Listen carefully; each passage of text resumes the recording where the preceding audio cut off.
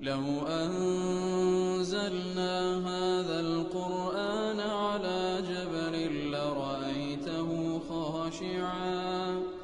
لرأيته خاشعا متصدعا من خشية الله وتلك الأمثال نضربها للناس لعلهم يتفكرون. الحمد لله والصلاة والسلام على رسول الله وعلى آله وصحبه ومن والاه. السلام عليكم ورحمة الله. بەڕێزان خۆشحاڵم لەوانەی ١٧ لەوانەکانی تەفسیری قورئانی پیرۆز بێم و خزمەتتان بە مەبەستی ڕەزامەندی خوای گەورە و هیوادارم ئێوەی ئازیز سوودی لێوە بگرن. أعوذ بالله من الشيطان الرجيم. بسم الله الرحمن الرحيم. ولئن أتيت الذين أوتوا الكتاب بكل آية ما تبعوا قبلتك وما أنت بتابع قبلتهم وما بعضهم بتابع قبلة بعض ولئن اتبعت أهواءهم من بعد ما جاءك من العلم إنك إذا لمن الظالمين. بەڵێ خۆشەویستان، خوای گەورە سوبحانەهو وتەعالا هەر لە درێژەی بابەتی تەحویلی قبلە بە پێغەمبەر دەفەرمی صلى الله عليه وسلم ولئن أتيت الذين أوتوا الكتاب بكل آية. ئەگەر دیارە پێغەمبەر صلى الله عليه وسلم حەریص بووە لەسەر ئیمان هێنانی هەموو کەسێک کە لێرەشدا بە تایبەتی ئیمان هێنانی ئەهلی کتاب، ئیتر خوای گەورە پێی دەفەرمێ ئەگەر بێت و هەر هەموو ئاەتێک بینیەوە، هەموو بەڵگە و موعجزەیەک بینیەوە لەسەر ئەوەی کەوە ئەوان قەناعەت پێبینی کە ئیتیباعی قیبلەکەی تو بکەن، ئەوە ما تەبیعوا قیبلەتەک. کەواتە ئەوانەی کە ئوتوا الکتاب، ئەوانەی لە یەهود و لە نەسڕانیەکان، ئەوانەی کەوە ئیعتیراز لە تەحویلی قیبلە دەگرن، کەوا مەبەستیان ئیمان نەهینانە، دەفەرمی ئەوانەی کە ئەو هەڵوێستەیان هەیە ئەوانە ئەسڵەن مەبەستیان نییە ئیمان بینن. لێ دەفەرمی ئەگەر هەموو ئاەتێکیان لۆ بینی ئەوان ما تەبیعوا قیبلەتەک، ئەوان ئیتیباعی قیبلەکەی تو ناکەن، واتە ئەوان مسلمان نابن، چونکە هەتا وەکو مسلمان نەبن ئیتیباعی قیبلە ناکەن طبعا. بەڵام کە دەفەرمی ما تەبیعوا قیبلەتەک لە بەرەو بە تایبەتی ئێستا لێرە باسی تەحویل قیبلەیە، کەواتە ئەگەر هەموو ئاەت و بەڵگەیەکیان لۆ بین ئەوان هەر ئیتیباعی قیبلەی تو ناکەن. کەواتە لەوەی هەندە خەمی لێ مەخۆ، ئەوەندەی لەسەر تەبلیغی وحی خوای گەورە بکە سوبحانەهو وتەعالا، ئەو هەندە خەمی لەوان مەخۆ کەوا ئیمان ناینن. وما أنت بتابع قبلتهم وأتوش يا رسول الله صلى الله عليه وسلم ولا دوايش همو إيمان داران أتوش تابعي قبلي وان ناكي بهيج شويك. سبحان الله. سألير داقم ملاحظة بكي ما تبعوا قبلتك بابلين جملة فعلية، وما أنت بتابع قبلة جملة اسمية. جملة اسمي بمعنى تسدي واتا أوان بهيج شويك ما تبعوا قبلتك. جملة فعلي معناه تجدد وحدوث دقيني، واتا زال لدواي زار أوان هر إيمان ناين، هر تسند آت بيشكش بكي، هر تسند بلغان لبن أوان هر إيمان ناين. بلام أتو بشيويتش صفتي اسمي ده فرميتن جملة اسمي، واتا بشيويتش ثبوت دكا جملة اسمي لبروي بوشيوي معناه استمرارية ده بخشي، كواتا أتو بمستمري لحالتي دائم ده أتو بهيد شيوي وما أنت بتابعين قبلتهم. كواتا لێرەدا وەکو خوای گەورە سوبحانەهو وتەعالا وەکو ئیخبارێک کە دەفەرمی وەک لە شێوازەکان وەکو لە زمانی عەرەبی بە تایبەتی لە قورئانی پیرۆز پیادە دەکرێتن، یەک لە شێوازەکانی فەرمانکردنە، کەواتە نافەرمی لا تتبع قبلتهم، ئیتیباعی قیبلە ئێوان مەکە، دەفەرمی وما أنت بتابع قبلة، ئەتو بە هیچ شێوەیەک تابع قیبلەتی وان نابێ، کەواتە بە هیچ شێوەیەک ناکرێت تابع قیبلەتی وان بێ، بە هیچ شێوەیەک، بە تایبەتی خودی پێغەمبەر صلی الله عليه وسلم کەوا معصوم بهيج شوية تابع قبلة يوان نابي. طبعا قبلة يوان وكو زانان دفرمون قبلة زولك كان كواروي تيدا كان بيت المقدس، قبلة نصرانية كان رولة جهتي مشرقي شمس دكان،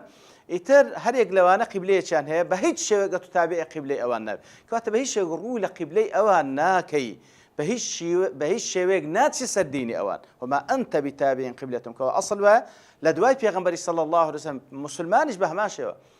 بشويك وبصفتك استمرارية دائمي بهيج شويك آماد النبي تابعي قبلة وان بي، رولة قبلة وان بك، توجهي لبو أفكاري وان بروات، رولة صفات وأخلاقي وان بك بهيج شويك، وما أنت بتابع قبلتهم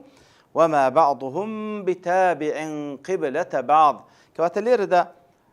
ديار أوانيش طمعيان هي لبيغمبر صلى الله عليه وسلم كواتا تساويان لويا كبيغمبر صلى الله عليه وسلم روجك لروجان بيتسر قبلي أوان الرو لروجك أوان وبيتسر دين أوان خواهي قورا بابن حسمي دكا بهيج شيوك بيغمبر صلى الله عليه وسلم ناتسر دين نقول ناتسر قبلي نقول أوزد فرمي لنا وخوشيان أوانا وما بعضهم بتابع قبلة بعض هەندێک لەوانیش تابع قبلەتی هەندێک لەوان کەنیە کاتە جوولەکە و دیانج لەنێو خۆیان بەڵێ بەرامبەر بە ئەهلی ئیسلام یەک هەڵوێستن بەڵام لەناو خۆیان هەندێک لەوان ڕوو لە قیبلەی ئەوانی تر ناکەن کاتە جوولەکان ڕوو لە قیبلەی نەسرانیەکان ناکەن نەسرانیەکانیش ڕوو لە قیبلەی جوولەکەکان ناکەن وما بعضهم بتابع قبلة بعض ولئن اتبعت أهواءهم من بعد ما جاءك من العلم ئیتر ئەگەر بێت و ئیتیباعی ئەهوای ئەوان بکەیت کەواتە ئەوەی ئەوان لە سەریدان هیدایەت نییە عیلم نییە بەڵکو ئەوەی ئەوان لە سەریدانە ئەهواءە هەوا و ئارەزووە فإن لم يستجيبوا لك فاعلم أنما يتبعون أهواءهم کەواتە وەکو لە سورة القصص دەفەرمی ئەگەر ئیستجابان لۆ تو نەبی یا رسول الله لەبۆ ئەو حەقی کە ئەتوو پێتە بزانە ئەوان ئیتیباعی ئەهوا و ئارەزووی خۆیان دەکەن کەواتە ئەوەی ئەوان لە سەریدان دین نییە أو أوان للسريدانة منهج نية حق نية مالكو أهواء وماذا بعد الحق إلا الضلال إذا أتوج أقربيتو اتباعي أهوائي أوان بكي لدواي أو علمي كلبوت هاتي كبريتي لو وحية كعلمي راستقينا لو وحيي وردجيري كأخوانا ديتي سبحانه وتعالى إذا لدواي أو كوا أو علم دلو هاتي كبريتي لوحي أو جابتي اتباعي أهوائي أوان بكي لو حالتي والعياذ بالله إنك إذا لمن الظالمين أتوج ده ريزي كسانة ظالم مستمكار أو أنا كوا ظلميان لخويان كر وكوا وازيان لحقنا ورويان لنا حق كر إتر لير دواب بيغمبر ده فرمي صلى الله عليه وسلم لكاتك ده كبيغمبر صلى الله عليه وسلم معصومة بهيد شويق أوشتي لنا وشيتو خواي جورش باراستيتو بهيد شويق بخوش ميلي لبأوشتينا والله بكو زانان ده فرمي أو بياني منهجه أهو بياني منهجه أجر واب بيغمبر بفرمي صلى الله عليه وسلم لا بيغمبر قبول نكره لخوار بيغمبر صلى الله عليه وسلم لكس كقبول ناكره لخوار بيغمبر صلى الله عليه وسلم لكس قبول ناكره كوات أقدار با أجر بيغمبر بفرمي إنك إذا لمن الظالمين كوات غيري من باب أولى أجر كسي اتباع أهواء أوان بكا يصبح ظالما من ضمن الظالمين تستروز ريزي ظالمانو بخوش دبت يجلس تمكاران كخواي جورج لظالمان قبولنا كواتا أوا بياني منهج أجرنا بيغمبر صلى الله عليه وسلم بهيج شويك أوشت أنزام ناداتا وهروا اللي رأويدي كشي كبابني وكزانان باسيان كده خواي جورج سن مراعاتي نفسيته دولو دروني بيغمبرك صلى الله عليه وسلم نافرمي ولئن اتبعت أهواء من بعد ما جاءك من العلم ستصبح ظالما يأخذ شوازك لو شوازان والعياذ بالله يعني يكسر توزيفك بل كده فرم إنك إذا لمن الظالمين ده سيريزي ظالمان نافر تبخد بي الظالم سبحان الله أو مراعاة نفسيته مكانته في غنبرة صلى الله عليه وسلم وكل زي قاعد كش لبون من عبس وتولى أن جاءه الأعمى نافر عبست وتوليت نافر يا رسول الله أتو رود قرش كردو بشتتك لا ده فرمي عبس وتولى وكان ما باس الشخص يشدي كذا كمعلومة باس بيغمبرك صلى الله عليه وسلم كواتلير ده وهروا لسندين زي قاعد كش مراعاة مكانتي بيغمبرك صلى الله عليه وسلم كسن مكانتي شبرزه إلى رب العالمين فاشان دفر الذين آتيناهم الكتاب يعرفونه كما يعرفون أبناءهم دفرمي أواني كوا كتاب ما بيبخشينه وأتى جولك ولا ديانا كان كوا توراة وإنجيل له هاتيه يعرفونه وأتى بيغمبر ناسا صلى الله عليه وسلم كودي ناسا كما يعرفون أبناءهم مداي ناسين يعني لبو بيغمبر صلى الله عليه وسلم أو هندات ساق دي ناسا وككركان خويان دناسا كما يعرفون أبناءهم هل وككركان خويان دناسا أو ها بيغمبر دناسا صلى الله عليه وسلم لا بتشيويق أو علمان بيدا كذا كودي ناس نو بيغمبر صلى الله عليه وسلم وكخواي يقول بعض ذكر سورة الأعراف يجدونه مكتوبا عندهم في التوراة والإنجيل يأمرهم بالمعروف وينهاهم عن المنكر ويحل لهم الطيبات إلى آخر الآية كواتا پێغەمبەر دەناسن صلی الله عليه وسلم بەو وەصفەی کە لە بۆیان کرا لە تەورات و لە ئینجیل چاک دەزانن ئەوە ڕەسوول اللهە وەکو لە سیرەی پێغەمبەری صلی الله عليه وسلم کە با بڵێن ئەوانەی کە سیرەی پێغەمبەر دەنووسن صلی الله عليه وسلم لە چەندین حاڵات کە باس لەو مووقفی ئەهلی کتاب دەکەن بە تایبەتی جوولەکان کە کوو پێغەمبەریان دەناسیەوە صلی الله عليه وسلم کە دەیانگۆ هو بەڵێ لە بینی خۆیان دەگۆ ئەوە ئەوە ئەو شخصەیە کە خوای گەورە ئەوەی باس کردیە بەڵام ئیمانیشیان پێ نەدەهینە کاتە لێرەشدا خوای گەورە دەفەرمی پێغەمبەری دەناسنەوە صلی الله عليه وسلم هەر وەکو کوڕی خۆیان دەناسن زاوەکو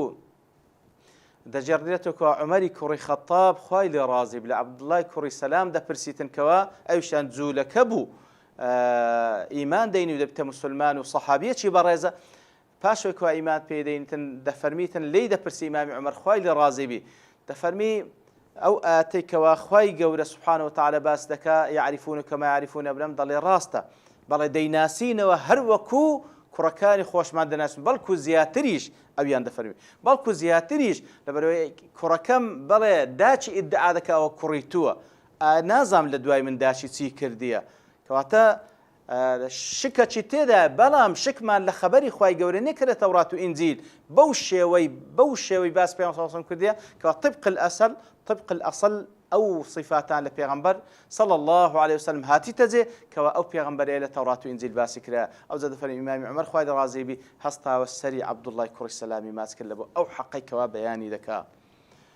وإن فريقا منهم ليكتمون الحق وهم يعلمون وإن فريقا منهم خوای گەورە سبحانه وتعالى نافەرمی هەمویان بەڵکو لە بابی ئینصاف و دائما خوای گەورە سبحانه وتعالى وەکو لە بابی احتراز کە نافەرمی هەمووی چونکە کەسان شێتێدا وەکو عەبدوڵای کوڕی سەلام ئیمان دەینی چەندینی دیکەش بەڵام تاکتاکەشن بەڕاستی بەڵام زۆربەیان کە لێردا خوای گەورە فەرمی وإن فريقا منهم کۆمەڵێک لەوانە ليكتمون الحق ئەو حەقەی کە پێیانە کەوا لە تەورات و ئینجیلیان باس کرا دەربارەی پێغەمبەر صلی الله عليه وسلم ئەو حەقەی دەشارنەوە وهم يعلمون چاچیش دەزان ئەو پێغەمبەرەیەکەوە خوای گەورە باس کردی صلی الله عليه وسلم کەواتە لە کاتێکدا حەق دەشارنەوە بە نەزانی و بە جەهلەوە نییە بە عیلمەوە دەیشارنەوە کەوا جەریمەکەیان چەند قات دەبیتەوە الحق من ربك فلا تكونن من الممترين خوای گەورە تأكيد لەسەرەوەی دەکاتەوە لەبەرەوەی شوبهاتی ئەهلی کتاب ئەو هەندە زۆرە نەباتە خوا نەخواست تەئسیر لەسەر دڵ و دەروونی پێغەمبەر صلی الله عليه وسلم یاخود دڵ و دەروونی ئیمانداران هەبی تأكيد لەسەر تأكيد دەکاتەوە الحق من ربك ئەو حەقە لای پەروەردگارتە ئەوەی کەوا خوای گەورە لە بۆ توی وحی کردی هەر ئەو حەقەیە هەر ئەوەی ڕاست و دروستە ئاگادار بە ئەو گومان و شوبهاتەی ئەوان ئیساری دەکەن تەئسیر لێ نەکە فلا تكونن من الممترين كواتا من ربك كربوبيتي خوي گەورە دەیداتە پاڵ پێغەمبەر صلی الله عليه وسلم وكأنما ئەو خدای کە رب العالم بەتایبەتیش پەروەردگاری تۆ یا رسول الله صلى الله عليه وسلم وەکو ڕێز لێنانە فلا تكونن من الممترين دەی لەو کەسانە مەبە کە شەک و گومانیان هەیە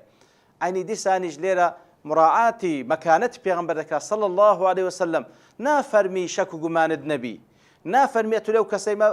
کەسێک مەبە کەوا شەک و گوماناوی بی نە دەفەرمی لەو کەسانە مەبە کە بێ ڕیزی ئەو کەسانی کەوا ممتەرینن شەک و گومانیان هەیە شەک و گومان لە ڕیزی ئەو کەسانە مەبە کەواتە دیسانش ئەوە مراعاتی جانب و با بڵێن مەکانەتی پێغەمبەر صلی الله عليه وسلم کەوا تەئکیدیش بە تەئکید پێ سەڵسەڵەم بە هیچ شێوەیەک وەکو لە ڕوایەتێک لە دێژێردرێتەوە کەوا لا ئەشک ولا ئەسئەل وەکو لە سوورەتی یونس پێ دەفەرمی ئەگەر شەکت هەیە پرسیار بکە دەفەرمی نە شەکم هەیە نە پرسیاریش دەکەم پێیان سەڵسەڵەم بە هیچ شێوە شەک و گومانی نییە کەواتە لێیە وەکو دەڵێن ئەو خیتابانە کە لە بۆ پێغەمبەر صلی الله عليه وسلم لە بۆ ئوممەتەکەشیتی دیارە بەیانی منهەجە کەوا پێغەمبەر صلی الله عليه وسلم بە هیچ شێوە شەکی لێ ناوەشێتەوە بەڵام ئوممەتەکەشی متبعی پێغەمبەر صلی الله عليه وسلم ئەوانەی کە ئیمانیان بە قورئانی پێ بە هیچ شێوە شەک و گومانتان لێ نەیەتە جێ دەربارەی ئەو حەقەی کەواتە ئەوە بەڵگەیە لەسەر وەکو گوتمان ئەو حەربە دیعائیە و ئەو حەربە ئیعلامیەی کەوا ئەهلی کتاب دەیکەن بەرامبەر بە ئەهلی ئیسلام بەرامبەر بەو حەقەی کە لە قورئانی پیرۆز و بەرامبەر بەو حەقەی کە پێغەمبەر صلی الله عليه وسلم ئەنجامی داوە و فەرموویتی حربێکی زۆر بەقووەتە بە تایبەتی ئێستا کە هەست دەکەی دەوری ئیعلام چەندە زۆرە ئیتر ئەگەر ئینسان ئاگای لە خۆ نەبی ئاگای لە خۆن دووربی لە قورئان دووربی لە فەرموودەکانی پێغەمبەر صلی الله عليه وسلم دووربی لە خوای گەورە بەو عیباداتانی کە ئەنجامی دەدا احتمالا لو كسان كشك وجمال لو بيدا دبي لو إخوة جورز ذاك تفرمي فلا تكونن من الممتر بهيج شويك لريزي كسانك ما بكشك وجمال تيه بلكو بيقين وعبادة أخوة سبحانه وتعالى كوا بالتأكيد هم أشتان لا أخوة دي هر حموي صد حقه بهيج شويك باطلو نا حقيقة دانية لخوای گەورە پاڕێن لەو کەسانە بین کەوە بە یەقینەوە خوای گەورە پەرستین سقەچی مطلقمان بە عەقیدەکەی خۆمان هەبی شوبهە و گومانی کەسانێکی ناحەز تأثيرمان لێنەکە وصلى الله وسلم على نبينا محمد وعلى آله وصحبه أجمعين وآخر دعوانا أن الحمد لله رب العالمين. لو أنزلنا هذا القرآن على جبل لرأيته خاشعا متصدعا من خشية الله وتلك الأمثال نضربها للناس لعلهم يتفكرون